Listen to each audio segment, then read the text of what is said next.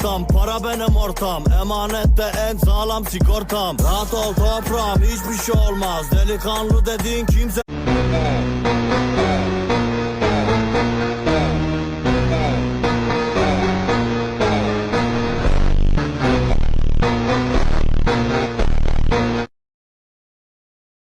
Sipariş ettim önümü kendime gecikmesin diye. Mermiler temiz mi? Mesela yani. Dibim tutarsa bak telaşa böyle zulme gülme. Dinamit elde gidene dek bir bekle. Mesela yani. Yarana yeni bir tövbe gelse keşke 20 ton şöyle beni de güldürenler olsa. Akar beatlere, dem derere, düşmanlar kaldı benim en geride. Hadi cıstak oynatalım, iyi iş yapıp iyi para kaldıralım. 9 ay İstanbul, 3 Bodrum'da, çeken neredesin oradan aldıralım. Hadi cıstak. Ne kadar maşın var, biri oradan biri bu.